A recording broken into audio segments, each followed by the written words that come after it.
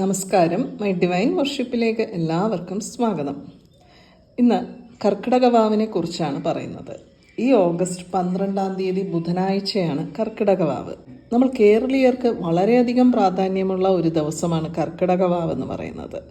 വർഷത്തിൽ 3 കർത്തവാവിനാണ് ഇത്രയധികം പ്രാധാന്യമുള്ളത്. ആദ്യത്തേത് മകരമാസത്തിലെ കർത്തവാവിനാണ്. മകരമാസത്തിലെ കർത്തവാവിൻ്റെ പ്രാധാന്യം എന്ന് പറയുന്നത് അത് ഉത്തരായന കാലം തുടങ്ങുന്ന മാസത്തിലെ ആയതുകൊണ്ടാണ്. അതുപോലെ തന്നെ കർക്കിടകവാവ് എന്ന് പറയുന്നത് ദക്ഷിണായന കാലം തുടങ്ങുന്ന മാസമാണ് കർക്കിടകം. മാത്രമല്ല ദക്ഷിണായന കാലം എന്ന് പറയുന്നത് പിതൃക്കളുടെ കാലമായിട്ടാണ് പറയുന്നത്. ഇനി മൂന്നാമത്തെ വളരെ പ്രാധാന്യമുള്ള കർത്തവാവ് എന്ന് പറയുന്നത് മഹാലയ പക്ഷത്തിൽ വരുന്ന കർത്തവാവാണ്. നിങ്ങൾ ആദ്യമായാണ് ഈ ചാനൽ കാണുന്നതെങ്കിൽ സബ്സ്ക്രൈബ് ചെയ്യാൻ മറക്കരുത്. ചാനലിൽ മെമ്പേഴ്സ് ആകാൻ ആഗ്രഹമുള്ളവർക്ക് ജോയിൻ ബട്ടണിൽ പ്രസ് ചെയ്ത് മെമ്പേഴ്സ് ആകാവുന്നതാണ്. മെമ്പേഴ്സുള്ള വീഡിയോയിൽ ഞാൻ എൻ്റെ വാട്സാപ്പ് നമ്പർ കൊടുത്തിട്ടുണ്ട്. ജോയിൻ ചെയ്യാനുള്ള ലിങ്ക് കമൻറ്റ് ബോക്സിൽ പിൻ ചെയ്തിട്ടുണ്ട്. വർഷത്തിൽ വരുന്ന എല്ലാ കർത്തവാവ് ദിവസവും നമുക്ക് ബലിതർപ്പണം ചെയ്യാമെന്നുണ്ടെങ്കിലും നമ്മൾ സാധാരണ ബലിതർപ്പണം ചെയ്യാറുള്ളത് കർക്കിടക വാവിനാണ്. കർക്കിടക വാവ് എന്ന് പറയുമ്പോൾ നമ്മൾ നമ്മുടെ എല്ലാ പിതൃക്കൾക്കും വേണ്ടി, പിതൃക്കളുടെ അനുഗ്രഹത്തിന് വേണ്ടി ബലിയിടുന്ന ഒരു ദിവസം കൂടിയാണ്. ആണ്ടുബലി എന്ന് പറയുന്നത് ഇപ്പോൾ നമ്മുടെ അച്ഛനോ അമ്മയോ മരിച്ചിട്ടുണ്ടെങ്കിൽ അവർ മരിച്ച ആ ഒരു ദിവസം നമ്മൾ ബലിയിടുന്നതിനെയാണ് ആണ്ടുബലി എന്ന് പറയുന്നത്. എന്നാൽ കർക്കിടക വാവ് എന്ന് പറയുന്നത് നമ്മുടെ അച്ഛൻ്റെ വഴിയിലും നമ്മുടെ അമ്മയുടെ വഴിയിലുമുള്ള നമുക്കറിയാവുന്നതും അറിയാൻ പാടില്ലാത്തതുമായിട്ടുള്ള സകല പിതൃക്കന്മാരുടെയും അനുഗ്രഹത്തിന് വേണ്ടി നമ്മൾ ചെയ്യുന്ന ഒരു കർമ്മം കൂടിയാണ്. അപ്പോൾ കർക്കിടക വാവിന് എങ്ങനെയാണ് ബലിയിടേണ്ടത്? ഒരുപാട് പേർ ക്ഷേത്രങ്ങളിൽ പോയാണ് ബലിയിടാറുള്ളത്. ആലുവ മണൽപ്പുറത്ത്, അതുപോലെ തന്നെ തിരുമുല്ലവാരം, തിരുവല്ലം, വീടിനടുത്തുള്ള ക്ഷേത്രങ്ങളിൽ ബലിയിടുന്നവരുണ്ടായിരിക്കാം, കടൽപ്പുറത്ത് ബലിയിടുന്നവരുണ്ട്. ഇനി ഇതിനൊന്നും തന്നെ സാധിക്കാത്തവർക്ക് വീട്ടിലിരുന്ന് തന്നെ നമുക്ക് ബലിയിടാവുന്നതാണ്. അപ്പോൾ എങ്ങനെയാണ് കർക്കിടക വാവ് ബലി ഇടേണ്ടത്? ആരൊക്കെ കർക്കിടക വാവ് ബലി ഇടാൻ പാടില്ല എന്നുള്ളതിനെ കുറിച്ചാണ് പറയുന്നത്. ആദ്യം തന്നെ കർക്കിടക വാവ് ബലി ഇടുന്നതിന് നമ്മൾ തലേ ദിവസം തന്നെ വ്രതം ആരംഭിക്കേണ്ടതാണ്. തലേ ദിവസം ഒരിക്കലാണ്. ഒരിക്കലെന്ന് പറയുമ്പോൾ ഉച്ചയ്ക്ക് ഒരു നേരം നമുക്ക് അരിയാഹാരം കഴിക്കാം. രാവിലെയും രാത്രിയും ഗോതമ്പ് കൊണ്ടുള്ള ഭക്ഷണങ്ങൾ കഴിച്ചാൽ മതി. അടുത്ത ദിവസം രാവിലെ നമ്മൾ ഭക്ഷണം കഴിക്കാതെയാണ് ബലിയിടേണ്ടത്. അതായത് രാവിലെ തന്നെ കുളിച്ച് ബലിയിടാവുന്നതാണ്. ബലി ഇട്ട് കഴിഞ്ഞാൽ പിന്നെ നോൺ വെജ് ഭക്ഷണങ്ങൾ കഴിക്കാമോ എന്നുള്ളൊരു സംശയം തോന്നും. ബലിയിടുന്നതിന് തലേ ദിവസവും ബലിയിടുന്ന ദിവസവും നോൺ വെജ് ഭക്ഷണങ്ങൾ അവോയ്ഡ് ചെയ്യുക തന്നെ വേണം. ഇപ്രാവശ്യം അമാവാസ്യ സമയമെന്ന് പറയുന്നത് ഏപ്രിൽ 12 അതികാലെ 1:52 തന്നെ ആരംഭിക്കും. അന്ന് തന്നെ രാത്രി 11:06 അവസാനിക്കുകയും ചെയ്യും. അതുകൊണ്ട് തന്നെ രാവിലെ മുതൽ നമുക്ക് ബലിയിടാവുന്നതാണ്. ഏകദേശം ഉച്ചയ്ക്ക് 12 മണിക്ക് മുൻപായി തന്നെ എല്ലാവരും ബലിയിടാറുണ്ട്. അതിനുശേഷം നമ്മൾ ചെയ്യുന്നത് ഇലയൊക്കെ ഇട്ട് സദ്യ ഒരുക്കി പിതൃക്കൾക്ക് ഇലയിടുക എന്നുള്ള ഒരു ചടങ്ങാണ്. പലയിടങ്ങളിലും പല പേരുകളിലാണ് ഇത് പറയാറുള്ളത്. ഇലയിടുക, വിളമ്പി കൊടുക്കുക, അങ്ങനെ പല പേരുകളിലാണ് പറയാറുള്ളത്. ബലിയിടുന്നത് പോലെ തന്നെ പ്രാധാന്യമുള്ള ഒരു കാര്യമാണ് അന്ന് ഉച്ചയ്ക്ക് സദ്യ കൊടുക്കുക എന്നുള്ളത്. അന്ന് ഉച്ചയ്ക്ക് ഇലയിൽ ചോറ്, പരിപ്പ്, പപ്പടം, ഇഞ്ചി, സാമ്പാർ, അവിയൽ, നമ്മൾ എങ്ങനെയാണോ സദ്യ ഒരുക്കാറുള്ളത് പായസം ഉൾപ്പെടെ ഉള്ള ഒരു സദ്യ ഒരുക്കി പിതൃക്കൾക്ക് കൊടുക്കുന്ന ചടങ്ങുമുണ്ട്.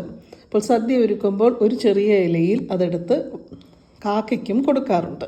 ക്ഷേത്രത്തിലോ കടൽപ്പുറത്തോ ഒക്കെ പോയി ബലിയിടുമ്പോൾ നമുക്ക് അത് പറഞ്ഞു തരാനൊക്കെ ആൾക്കാരുണ്ടായിരിക്കും. ഇനി വീട്ടിലാണ് ബലിയിടുന്നതെങ്കിൽ ഇങ്ങനെ വീട്ടിൽ ബലിയിടാമെന്ന് ഒരുപാട് പേർ പറഞ്ഞിട്ടുണ്ട് യൂട്യൂബിലൊക്കെ തന്നെ. ആ ഒരു പ്രൊസീജിയർ നിങ്ങൾക്ക് ഫോളോ ചെയ്യാൻ സാധിക്കും എന്നുണ്ടെങ്കിൽ അങ്ങനെ ചെയ്യാവുന്നതാണ്. ഒരു വിളക്കൊക്കെ കൊളുത്തി വാഴയിലയോ അല്ലെങ്കിൽ ഒരു പ്ലേറ്റോ എടുത്ത് പച്ചരി അല്ലെങ്കിൽ ഉണക്കലരി ചോറ് വേണം അന്ന് നല്ലതുപോലെ വേവിച്ച് എള്ളിനോടൊപ്പം മിക്സ് ചെയ്ത് ജലവും കൂടി വെള്ളം കൂടി ഒഴിച്ചാണ് നമ്മൾ പിതൃക്കൾക്ക് സമർപ്പിക്കുന്നത്. നമ്മൾ ബലിയിടാൻ പോകുമ്പോൾ ചോറ് ഉരുളയാക്കി ഉരുട്ടി വെച്ചിരിക്കുന്നത് കാണാമല്ലോ. അതുപോലെ തന്നെ വേവിച്ച് ഒരു ഉരുളയാക്കി അതിൽ എള്ള് കൂടി മിക്സ് ചെയ്ത് അതിലേക്ക് വെള്ളം കൂടി ഒഴിച്ചാണ് നമ്മൾ സ്വയം ബലിയിടുമ്പോൾ ഒരു വാഴയിലയിലോ അല്ലെങ്കിൽ ഒരു പ്ലേറ്റിലോ വെച്ച് പിതൃക്കൾക്ക് സമർപ്പിക്കേണ്ടത്. നിലവിളക്കുണ്ടെങ്കിൽ നിലവിളക്ക് കിഴക്കോട്ടും പടിഞ്ഞാറോട്ടും ഓരോ തിരിയിട്ട് വേണം കൊളുത്തേണ്ടത്. അപ്പോൾ ഈ ഒരു സമയത്ത് നമ്മൾ ഫേസ് ചെയ്യേണ്ടത് തെക്കോട്ടായിരിക്കണം. തെക്കോട്ട് ഇരുന്നു കൊണ്ട് പിതൃക്കളെ മനസ്സിൽ സ്മരിച്ചുകൊണ്ട് നമ്മൾ സമർപ്പിക്കുന്ന ഈ ബലി സ്വീകരിക്കണം എന്ന് പ്രാർത്ഥിച്ചാൽ മാത്രം മതി. ഇത് ഒരു രീതി. ചോറൊക്കെ വെക്കാം എന്നുള്ളവർക്ക് കൂടുതലായും ഉണക്കലരിയും പച്ചരിയുമാണ് വേവിച്ച് വെക്കാറുള്ളത്. നമ്മൾ നിത്യവും ഉപയോഗിക്കുന്ന പുഴുങ്ങലരി അങ്ങനെ ബലിയിടാനായി ഉപയോഗിക്കാറില്ല. ഇനിയിപ്പോൾ നിങ്ങൾക്ക് ചോറൊന്നും വേവിച്ച് വെക്കാൻ സാധിക്കില്ല എന്നുണ്ടെങ്കിൽ വളരെ വളരെ സിമ്പിളായിട്ട് ചെയ്യാൻ സാധിക്കുന്ന ഒന്നാണ് ഞാൻ പറയുന്നത്. ഇത് നമുക്ക് ഏതൊരു കർത്തവാവിനും നമ്മുടെ പിതൃക്കൾക്ക് വേണ്ടി ചെയ്യാൻ സാധിക്കുന്ന, അതായത് പിതൃക്കളുടെ അനുഗ്രഹം ലഭിക്കുന്നതിന് വേണ്ടി ചെയ്യാൻ സാധിക്കുന്ന ഒന്നാണ്. എള്ള് വാങ്ങി വീട്ടിൽ വെക്കുക. പിന്നെ നമുക്ക് വേണ്ടത് ചെറിയൊരു കിണ്ടിയോ അല്ലെങ്കിൽ കുടമോ, എല്ലാവരുടെ വീട്ടിലും ചെറിയ കുടമൊക്കെ ഉണ്ടായിരിക്കും, അല്ലെങ്കിൽ കിണ്ടി ആയാലും മതി, സ്റ്റീൽ ഗ്ലാസ് ആയാലും മതി. ഒരു ഗ്ലാസ് വെള്ളം എടുക്കുക.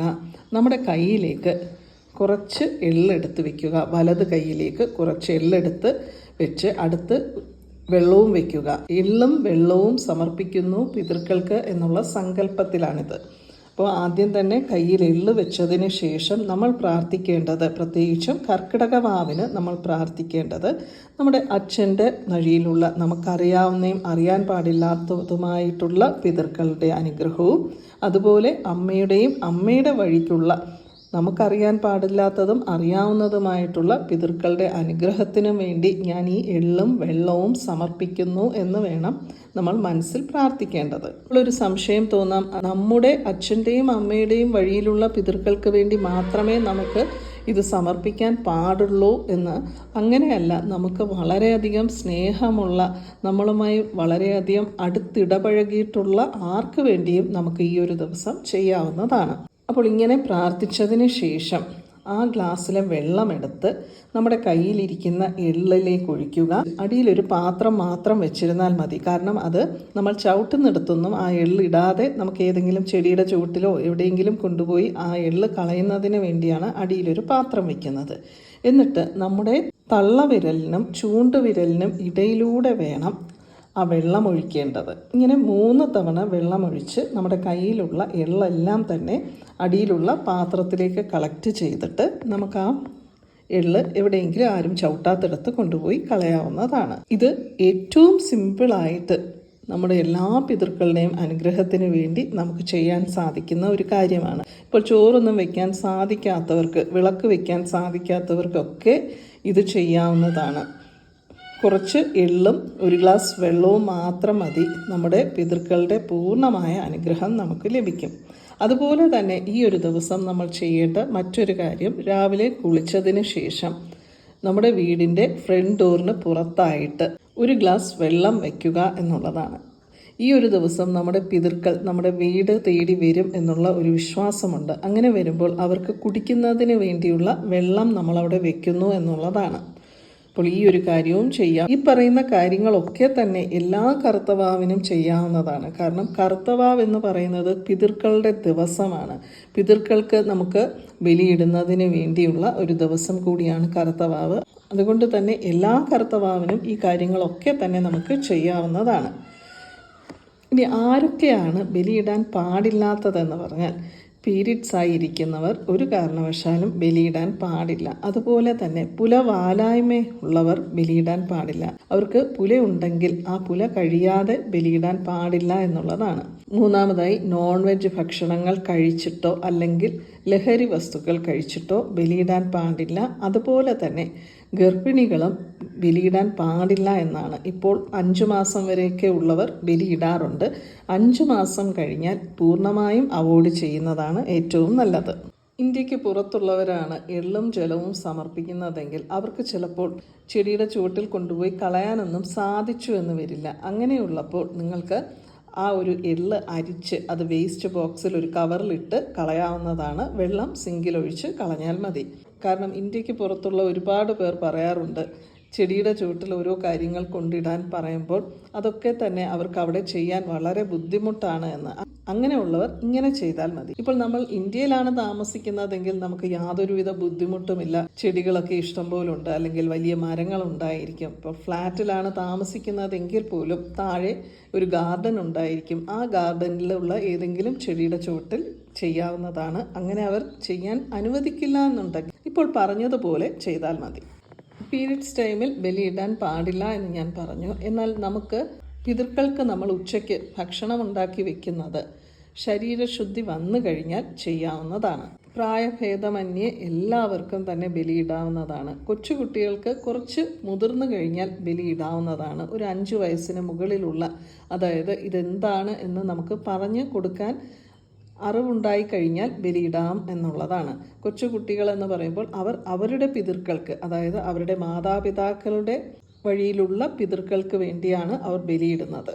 ഏതൊരു പ്രായമാണെങ്കിലും നമ്മൾ നമ്മുടെ പിതൃക്കൾക്ക് വേണ്ടി ക്ഷേത്രത്തിൽ പോയി അല്ലെങ്കിൽ കടൽപ്പുറത്ത് പോയി ചെയ്യാൻ സാധിച്ചാൽ അങ്ങനെ ചെയ്യുക. അല്ലെങ്കിൽ വീട്ടിൽ വിളക്ക് കൊളുത്തി ചോറ് വേവിച്ച് അതിൽ എള്ളും ജലവും സമർപ്പിക്കാൻ സാധിക്കുമെന്നുള്ളവർക്ക് അങ്ങനെ ചെയ്യാവുന്നതാണ്. അങ്ങനെ നമ്മൾ സമർപ്പിക്കുന്ന ആ ചോറുരുള കാക്കയ്ക്ക് കൊടുക്കുന്നതാണ് ഏറ്റവും നല്ലത്. അല്ലെങ്കിൽ കിളികൾ വന്ന് തിന്നാലും കുഴപ്പമൊന്നുമില്ല. നിങ്ങൾക്കിതിൽ എങ്ങനെയാണ് ചെയ്യാൻ സാധിക്കുന്നത് അതുപോലെ ചെയ്യാവുന്നതാണ്. വളരെ സിമ്പിളായിട്ട് എള്ളും ജലവും സമർപ്പിക്കുന്നത് വഴിയും നമ്മുടെ പിതൃക്കളുടെ പൂർണ്ണമായ അനുഗ്രഹം നമുക്ക് ലഭിക്കും. എല്ലാവർക്കും ഈ വീഡിയോ ഇഷ്ടപ്പെട്ടു എന്ന് വിശ്വസിക്കുന്നു. വീണ്ടും മറ്റൊരു വീഡിയോയുമായി കാണാം. നന്ദി, നമസ്കാരം.